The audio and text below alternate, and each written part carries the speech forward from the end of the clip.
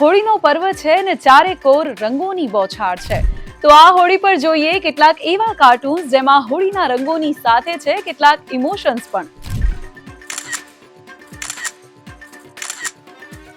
રંગો દરેક જગ્યાએ હોય છે અને આ રંગો દ્વારા આપણે આપણી લાગણીઓ પણ વ્યક્ત કરીએ છીએ।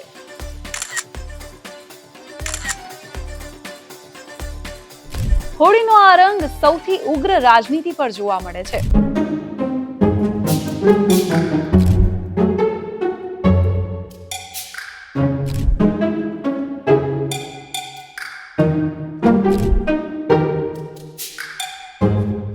આ રંગીન ઇમોશનથી તો સામાન્ય માણસ પણ બાકાત નથી રહ્યો।